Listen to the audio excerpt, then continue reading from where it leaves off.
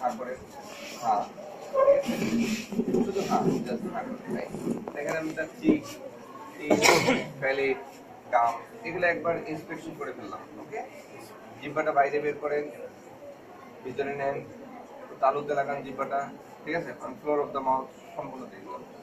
এরপরে আমরা tongue depression help নিচ্ছি। এই দেখাটাই আবার কনফার্ম করবো ভাই টাং ডিপ্রেশন। তারপরে খেয়াল করেন আমি চিকটা একটা রিট্রাক্ট করলাম, ডেন্টাল ভালো করে একটু দেখলাম। ওকে, দুই সাইডে ক্লিয়ার। তারপরে হচ্ছে আমি anterior to side of the টাংকে একটু ডিপ্রেস করব। ক্লিয়ার, খেয়াল করেন। প্রথমে আমি ইউভুলা দেখতেছি, দেখা যায় ইউভুলা, ইউভুলার দুই সাইডে দেখেন টনসিল আছে, টনসিল দেখা যাচ্ছে। টনসিলের সামনে অ্যান্টেরিয়র পিলার, পিছনে পোস্টেরিয়র পিলার, আরো পিছনে দেখেন পোস্টেরিয়র ফ্যারিঞ্জিয়াল ওয়াল দেখা যাচ্ছে। ক্লিয়ার, তাহলে আমি এটাকে ডিপ্রেস করে পোস্টেরিয়র ওয়াল, ল্যাটারাল ওয়াল, টনসিল এভরিথিং দেখলাম। Regarding holding the tongue depressor, কোনটা হোল্ড করতে হবে? ন্যারোয়েস্ট পার্ট যেটা, এটা হচ্ছে হোল্ডিং পার্ট, আর হোয়াইট পার্ট যেটা সেটা ডিপ্রেসর পার্ট। ওকে, সো টাং ডিপ্রেসরটা ধরার সময় কোন হাতে ধরতে হবে? ডান হাতে। এবং হচ্ছে মাথা ফিক্স করতে হবে লেফট হ্যান্ড, এবং নেকটাকে আগের মতো সেই এক্সটেন্ড, নাহলে যদি এরকম থাকে দেখতে পারবেন আপনি। সো নেক কিন্তু এক্সটেন্ড করে আপনার পিছনের লেভেলে আনতে হবে। ক্লিয়ার? এটা দেখার পরে আমাকে কি করতে হবে? Indirect laryngoscopy. ইনডিরেক্ট ল্যারিঙ্গোস্কোপি আগের মতো আমরা মিররটা আমরা হিট করে নিচ্ছি, তাই না?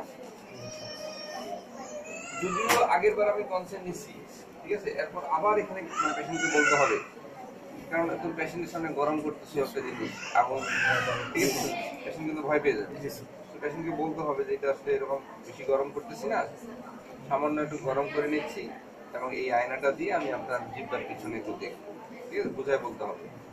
এবং হচ্ছে গরমটা পেশেন্টকে দিয়ে চেক করে দিতে হবে, দেখেন তো গরম ঠিক আছে, পেশেন্টই বলবে যে ঠিক আছে, ঠিক আছে।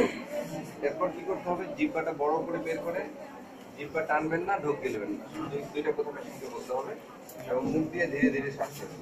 জিহ্বাটা বড় করে বের করেন, আরো বড়, জিহ্বা টানবেন না, ঢোক গিলবেন না, মুখ দিয়ে ধীরে ধীরে শ্বাস নেবেন, মুখ দিয়ে ধীরে ধীরে শ্বাস নেবেন, একদম রিল্যাক্স থাকতে হবে, মানে ঢোক গিললে কিন্তু আর পারা যাবে না। খেয়াল করেন, আমি মিররের দিকে খেয়াল করতেছি, দেখেন প্রথমে আমি বেজ অফ দ্য টাং দেখলাম, মিররের দিকে যারা খেয়াল করবেন তারা হয়তো বুঝতে পারবেন। তারপরে দেখেন আমি প্রথমে চলে গেলাম ইপিগ্লটিসের, দেখেন ওপেনিং এ দেখা যাবে, ঠিক আছে। Posterior part of the tongue plus হচ্ছে প্যালেট, এই সমস্ত জায়গায় যদি কারো গ্যাগ রিফ্লেক্স বেশি থাকে তাহলে এই টেস্টটা করা একটা ডিফিকাল্ট হয়ে যায়, ঠিক আছে। তাহলে আমরা ল্যারিক্স দেখলাম, হাইপোফ্যারিক্স দেখলাম, পাইরিফাস সংস্থা, ইপিগ্লটিস, এই সমস্ত জায়গায় ক্লিয়ার দেখা যাবে। ওকে স্যার, এটা কি ইপিগ্লটিসের পিছনে প্লেস করতে হবে মিররটা? ইপিগ্লটিস করে নিচে, ইপিগ্লটিস বেজ অফ দ্য টাং এর পিছনে, ইউভুলার সামনে প্লেস করবে। ওকে, সামনে আগে তবে এতটুকু করার পরে আমাদের থর্ড মোটামুটি দেখেন শেষ। এরপরে হচ্ছে পালপেশন। আমাদের কি পালপেট করতে হবে? Lymph node. কারণ তোমরা জানো যে থর্ডের যে কোনো ডিজিজ হলে সেটা কিন্তু প্রকাশ পাবে গিয়ে লিম্ফ নোডে। সো লিম্ফ নোডটা আমাদের ভালোভাবে দেখতে হবে। তোমরা জানো যে সার্ভাইকেলের যে লিম্ফ নোড গ্রুপ, কি কি গ্রুপ আছে আমাদের? স্যার, নেকে কি কি লিম্ফ নোড গ্রুপ আছে? অ্যান্টেরোসার্ভিক্যাল এক নম্বর হচ্ছে সাবমেন্টাল, দুই নম্বর হচ্ছে submandibular, jugulodigastric, anterior chain, supraclavicular, posterior chain, preauricular, postauricular and suboccipital. Clear? So তাহলে আমরা যদি শুরু করি অ্যান্টেরিয়র চেইন, না প্রথমে সাবমেন্টাল, মানে লিম্ফ নোড শুধু এইভাবে দেখে গেলে আপনার যে শোনা লাগবে, তোমাকে পালপেট করতে হবে। ওকে, সাবমেন্ডিবুলার। ক্লিয়ার? জুগুলোডাইগেস্টিক, এই জুগুলোডাইগেস্টিকটা আমাদের কাছে খুব ইম্পর্টেন্ট, কারণ হচ্ছে এটা হচ্ছে টনসিলের ড্রেনিং লিম্ফ, টনসিল। সো দেখবা যে অনেক রুগী এসে দেখায় যে স্যার আমার টনসিলটা বাইরে গেছে, এইখানে দেখাচ্ছে। টনসিলটা কি এখানে থাকে? টনসিল তো ভিতরে, কিন্তু সে এইটাকে দেখাচ্ছে টনসিল, কারণ হচ্ছে সেও জানে যে টনসিল হইলে এটা খুলে, অথবা তারা মনে করে এইটাই টনসিল। দেখবা যে ছোট বাচ্চা বলবে যে স্যার টনসিল বাইরে গেছে। কমিউনিস্ট তো এটাই কমপ্লেইন করে। হ্যাঁ তাহলে হ্যাঁ এটাই কমনেস্ট কমপ্লেন করে যে এই লিমনোটা ফুলে গেছে, ঠিক আছে? তখন এই জুগুলার ডাইজেস্টিভ লিমনোটা ফুলে। সো টনসিলের জন্য আমাদের জুগুলার ডাইজেস্টিভ লিমনোটা ভালো করে দেখতে হবে। তারপরে হচ্ছে আমরা অ্যান্টিরিয়র চেইন দেখবো।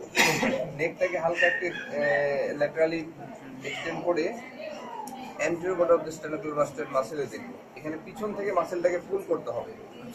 দেখেন এই আঙ্গুল দিয়ে মাসেলটাকে আমি পুল করলাম, সামনে পালপেট করলাম, খেয়াল করেন। মানে নট লাইক দিস, তাহলে কি হবে খেয়াল করেন। এটা দিয়ে মাসেলটাকে পুল, আর এই সামনে pulpit, pool pulpit like this. তাহলে আঙ্গুল দিয়ে পুল দেন পালপেট, পিছন থেকে পুল, সামনে থেকে পালপেট, পিছন থেকে পুল, সামনে থেকে পালপেট। ক্লিয়ার? তারপর সুপ্রাক্লাভিকুলার দেখার সময় পেশেন্টের শোল্ডারটা একটু ঠিক শেকিং করে নিতে হবে, মানে একটু রিল্যাক্স করে নিতে হবে সুপ্রাক্লাভিকুলার পোশাকটা। তারপরে যে পোস্টিরিয়র চেইনটা আপনি ডাইরেক্ট কিভাবে পালপেট করে দিতে পারবেন, ঠিক আছে? পোস্টিরিয়রটা আপনি ডাইরেক্ট এভাবে যেতে পারবেন। তারপর হচ্ছে pre auricular, post auricular and sub occipital. তো আমরা থ্রট এক্সামিনেশনের ক্ষেত্রে যদি স্পেসিফিক ভাবে তোমাদেরকে থ্রট এক্সামিন করতে বলে, তখন আমরা প্রি অরিকুলার, পোস্ট অরিকুলার এবং সাব অক্সিপিটাল কতটা ইম্পর্টেন্ট না দেখি না, বা দেখার দরকারও নাই। তাহলে সাবমেন্টাল দেখবা, সাবমেন্টাল দেখবা, জুগুলার ডাইজেস্টিভ দেখবা, anterior chain, supraclavicular, posterior chain. Clear? এতটুকু মাস্ট। আর এখানে তোমাদের জুগুলার ডাইজেস্টিভ লিভ নোডটা কোথায় থাকে এটা ইম্পর্টেন্ট, তোমাদের এই কোশ্চেনটা কার্ডে আছে।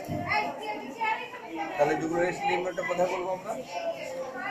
জুগুলার ডাইজেস্টিভ লিভ নোডটা হচ্ছে 1.25 centimetre below and behind the angle of the mandible. 1.25 centimetre below and behind the angle of the mandible. এই যে অ্যাঙ্গেল অফ দ্য ম্যান্ডিবলটা তোমাকে দেখাইতে বলা হয় অনেক সময়। দেখো this is angle of the mandible. Okay, এইটার থেকে 1 ফিঙ্গার ব্রেথ যদি নিচে ধরো, তাহলে that is jugular digestive size. নামটা কেন জুগুলো ডাইজেস্টিভ? জুগুলো digestive, jugular vein and jugular vein আর ডাইজেস্টিভ মাসেল। এই দুইটার যেখানে ক্রস হয়েছে এর সামনে লিম্বটা থাকে, ঠিক আছে? এই জন্য নামটা কি jugular digestive. Do have any doubt regarding the examination or anything? সুপ্রাক্লাভিকুলারটা আমরা বলতেছিলাম যে ক্লাভিকুলার উপরে, সুপ্রাক্লাভিকুলার ফসালে না, এটাতে তো থাকে, ঠিক আছে? ঠিক আছে, পোস্টিরিয়র চেইনটা আমরা বারবার বলছি যে এটা কানে এইভাবে, মানে স্টার্নাকুলার মাসেলের পিছন দিয়ে তো এই যে তুমি তিন ফিঙ্গার দিয়ে এটা এইভাবে দেখতে পারো যে কোনো সোয়েলিং বা কোনো কিছু আছে কিনা, বা নিচ থেকে আসতে পারে। আর স্যার এন্টিরিয়র চেইনটা যখন দেখবো তখন কি এক পাশে করে দেখবো? হ্যাঁ অবশ্যই, that is important. Anterior chain দেখার সময় যেহেতু নেকটাকে আমি হালকা একটু ঘুরাই নিচ্ছি, সো ওই পাশে দেখার আর কোনো সুযোগ নেই।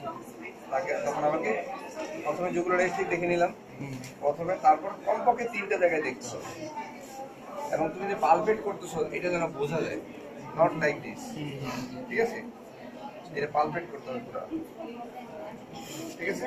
আমরা আরেকটা কারণে একসাথে দুই সাইড দেখবো না, যে নেক্সট থেকে এরকম রেখে তো দুই সাইড দেখতে পারি। যেহেতু এখানে এক্সটার্নাল ক্যারোটিড ভেসেল আছে, সো দুইটা এক্সটার্নাল ক্যারোটিড ভেসেলকে একসাথে পালপেট করতে না করা হচ্ছে, কারণ এখানে যেহেতু ক্যারোটিড সাইনাস থাকে, ক্যারোটিড বডি থাকে, ক্যারোটিড সাইনাসের কাছে কি ব্লাড প্রেশার, সো ক্যারোটিড